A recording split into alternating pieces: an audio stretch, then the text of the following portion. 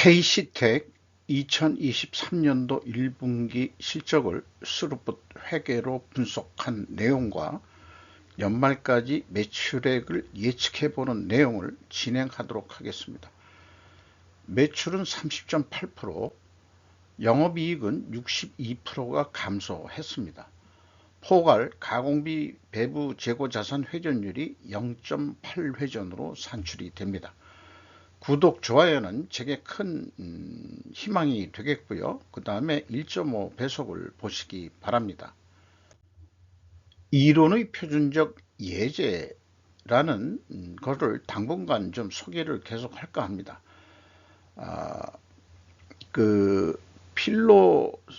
이게 그 필로 사이언스 위키라는 데서 이론을 배운다고 바로 적용할 수 있는 것이 아님, 오히려 법칙과 이론은 그것의 표준적인 예제가 없다면 경험적인 내용을 가질 수 없음. 이런 것이 제가 그 스루풋 회계로 실점 분석하는 것이 제약이론의 표준적 예제라는 점을 강조하기 위해서 시작하기 전에 소개를 해 드립니다.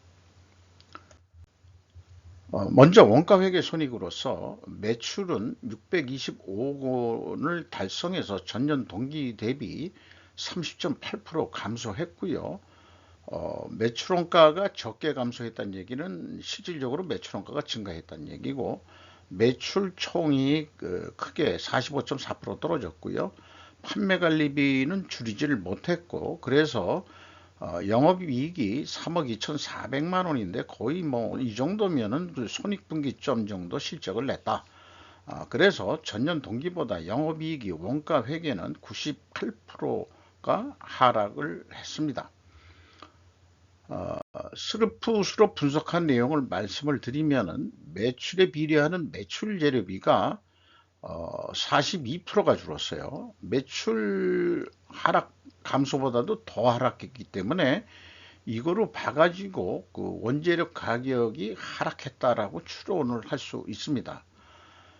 그리고 이 스루풋률은 그래서 그 7%가 증가를 했고요. 운영비용은 전반적으로 3.3%를 줄였습니다. 그래서 생산성이 떨어지긴 했지만은 결과론적으로 스루풋 영업이익은 63억 원으로서 원가 회계 영업이익보다는 무려 60억 원이 더 이익이 더 난 폭입니다. 이것은 포괄 가공비 배부 재고자산이 크게 감소했기 때문이라고 말씀드리겠습니다. 그래서 재고자산 명세를 살펴보면은 WCAI가 감소를 하진 않았어요. 66억이 증가를 했는데 스루풋은 계약자산을 포괄 제공으로 인식을 합니다. 이것이 238억이 감소했습니다. 결과론적으로 포괄 가공비 배부 재고자산은 감소를 했다는 얘기죠. 그렇기 때문에 이 원가 회계 영업이익보다는 더 영업이익이 60억 원이나 많이 난 폭입니다. 그리고 이 OLED 관련 장비 이런 거를 생산하는 업체인데 이 수주사항이 이 1분기 말에 318억 원 정도 가지고 있습니다. 수주 잔액은 꽤 많이 가지고 있네요. 그리고 또 이 표현하는 방식은 현대중공업만큼 회계 기간이 들어간 거로 해서 표시하는 방법이 좀 더 수준 높은 방법이다. 이렇게 되겠죠. 그래서 작년도 기말공사 계약 잔액 이게 이제 일로 넘어와 가지고 요거는 연말로 봐야 되겠네요. 그러니까 연말로 봐야 되겠어요. 요거는 제가 잘못 가져온 것 같습니다. 연말로 가져온 거 돼가지고 1분기에 신규 계약이 157억인데 매출로 일으킨 거는 246억이다. 근데 아까 보듯이 600 몇 억인가가 이 계약이 매출이 됐지 않습니까? 그래서 이 회사 표현으로는 이 상품을 제외한 매출액이다. 이렇게 이제 표현을 하고 있습니다. 그런데 이런 표기 방법보다는 요거 이 왼쪽에 있는 그것을 이 수평으로 놔두는 식으로 해가지고 표기했으면은 더 인식이 좀 좋을 뻔했어요. 비용의 성격적 분류 내용에 와서 재고자산의 변동이 있고 또 B의 그 표현이 원재료 및 상품 매입액으로 표현되어 있으면은 회사의 재고자산의 변동 범위 기준은 전체 재고자산을 기준으로 가져가고 있다 이렇게 말씀 드릴 수 있겠습니다. AB를 더한 MC 매출원가 재료비는 286억 원대로서 28.5%가 감소했고요. 운영비용은 3.3%가 감소했습니다. 이 운영비용에서 판매관리를 뺀 게 그 가공비가 되겠는데 8.9% 금액은 줄었습니다만 총 제조비용에 비해서는 무려 17%가 증가한 폭입니다. 따라서 이것이 재료비가 크게 내려갔기 때문에 여기서도 원재료 가격이 하락했다고 2차 추론이 될 수 있겠습니다. 재고자산 매출원가 회계 투명성 검증 3단계로서 PQ 총 제조비용의 갭이 있는데 상당히 그 금액들이 크죠. 이것은 결국은 포괄 가공비 배부 재고자산 때문에 그렇게 되는 겁니다만은 일단 2단계에서는 그 가공비 배부 재고자산을 일단 생략을 하고 비교를 해보면은 요 총 제조 비용의 차이가 그 위하고 일치해야 되는데 일치하진 않습니다만은 여기는 그 계약 자산이 들어가 있는 거고요. 그래서 왜 이런 식으로 했냐 그러면은 회사가 그 전체 재고 자산을 기준으로 가져가고 있으니까 BWCAI 증가액을 가감하면은 일치를 해야 되는데 갭이 또 25이나 차이가 납니다. 이게 보니까 평가 충당금 증감을 했어요. 그래서 비성분 표기액은 일반적으로 장부 가격을 기준으로 하는데 회사는 그 취득 가격 여기 그 비성분 2번의 그 금액을 취득 가격 기준으로 하였다. 총 제조 비용에 왜곡이 생긴다고 볼 수 있겠습니다. 그리고 또한 평가 손실액이 예년 작년에 비해서는 과다하다. 이렇게 왜 평가 손실액을 왜 크게 늘렸을까?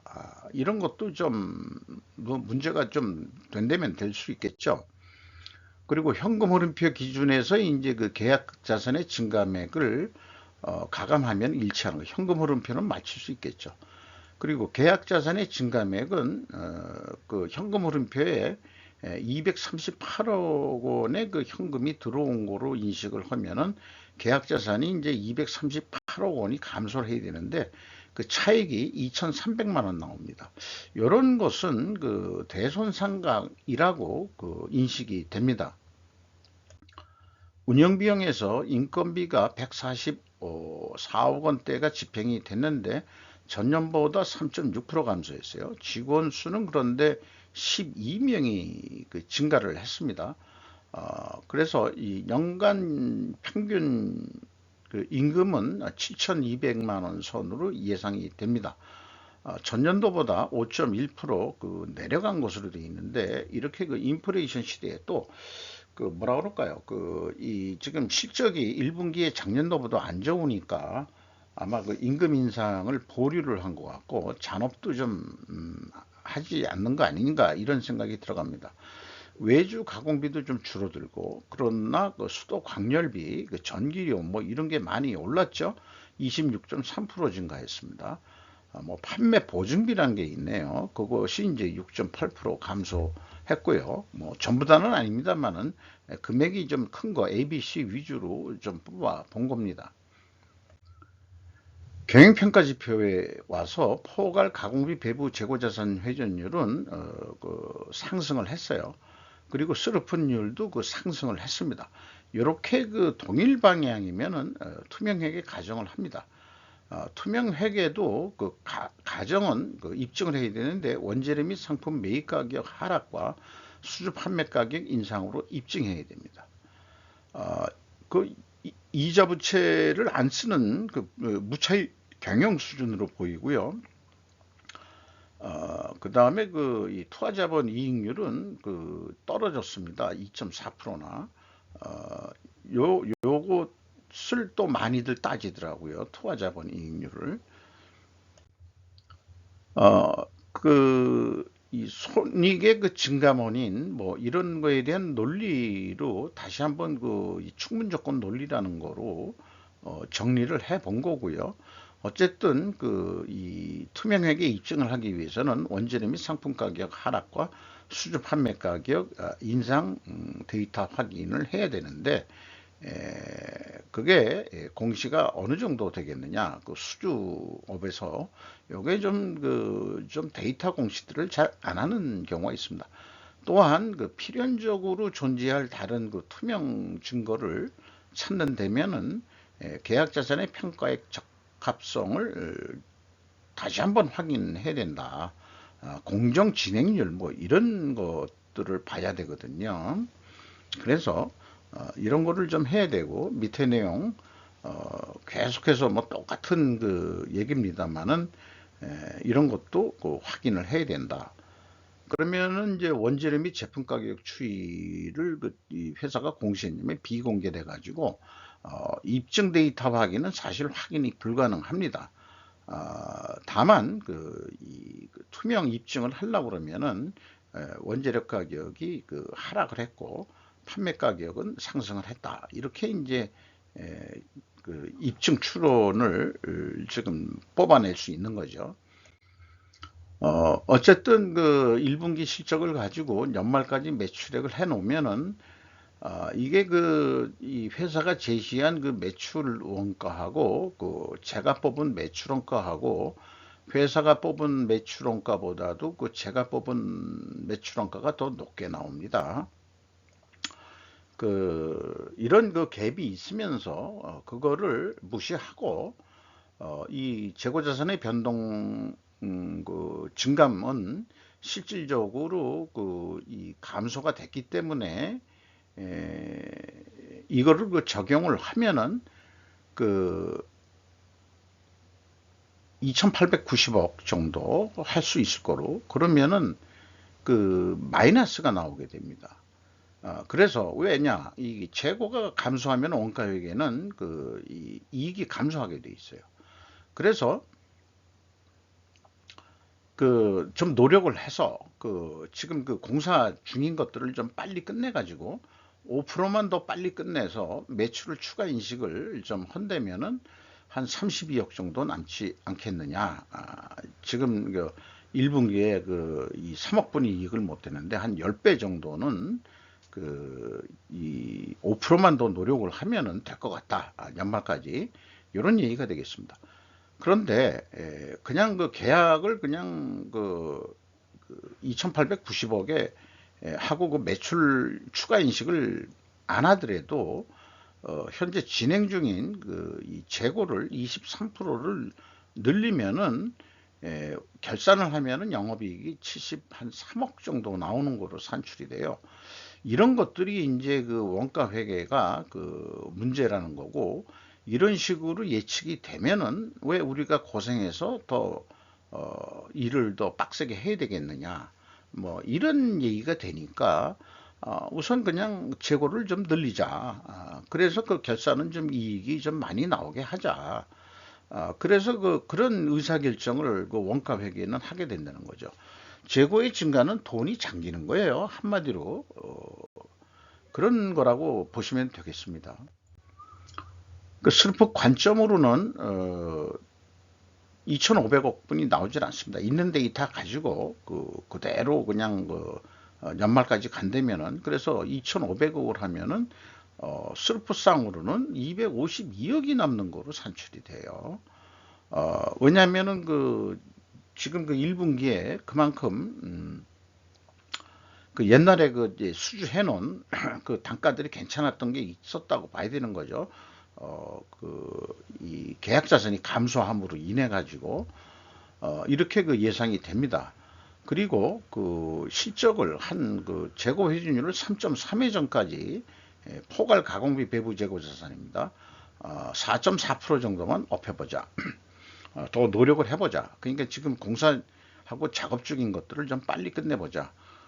그렇게 되면은 한 2,610억 원 정도로 해가지고 영업이익은 무려 323억 원이나 영업이익을 낼 수 있을 것이다. 이렇게 그 큰 차이가 난다고 볼 수 있겠습니다. 그래서 이 스루프상으로는 더 싸게 하면서도 충분히 이익을 낼 수 있다. 이렇게 지금 예측이 됩니다. 그래서 지금까지의 그 논의를 그 4분면 매트릭스로 좀 비교를 해보면은 일반적으로 원가 회계가 이 계약자산까지 포함해서요, 재고의 증가와 재고의 감소 때는, 자, 원가 회계는 재고가 증가하면은 영업이익이 증가합니다. 재고 감소는 그 영업이익이 감소해요. 그러면 이제 실질적으로 재고가 감소했지 않습니까? 그래서 이익이 더 나왔어요. 스루풋이. 근데 예가를 상출하면은 원가 회계보다 높게 나오게 되어 있는데, 반대로 예가가 이번에 낮게 나오죠. 이게 그럼 무슨 조화냐? 이게 모든 원칙이 맞아 떨어져야 되는 거 아니냐? 이렇게 되는데, 예외라는 게 있습니다. 그것이 뭐냐 그러면은, 계속 뭐 연구 과제긴 합니다만은, 계약 자산입니다, 결국은. 계약 자산의 역량이다. 이렇게 일단 우선 결론을 내고요. 계약 자산이라는 것은 사실 기간에 걸쳐서 발생하는 수익이라고 회계 기준엔 돼 있는데, 아직 청구하지 않은 거거든요. 그거를 수익으로 인식하는 거기 때문에 실질적인 왜곡이 있다고 발생이 된다, 이렇게 보게 되겠습니다. 스루풋은 거의 뭐 발생적인 것만 매출 인식이, 그러니까 미청구 공사한 거를 수익으로 인식을 안 하는 거죠. 그런 관계 때문에 그런 특별 원인이 있다, 이렇게 좀 말씀드릴 수 있겠습니다. 주가는 2022년 말보다 4,980원이 상승한 19,780원에 다다르고 있습니다. 장부 가격 대비 95%까지 상승을 했어요. 뭐 100%가 넘어도 뭐 좋겠습니다만은, 이렇게 실적이 안 좋음에도 불구하고 매출도 감소하고 그랬음에도 불구하고 미래에 대해서 희망을 좀 가지고 있는지 이 가격들이 올랐습니다. 5% 이상 주주 내역들이 좀 있습니다. 그래서 미리 앞서서 두 군데 했었습니다만 외국인 투자 비율이 없었는데, 이 기업만큼은 한 11%도 있는데 구체적으로 어딘지는 네이버 증권 정보에서 얻을 수는 없었습니다. 어쨌든 이 KC텍이 외국 투자기관들이 투자한다는 얘기는 조금 더 안정적인 주식이 아닐까, 이런 생각을 해보면서 마치도록 하겠습니다.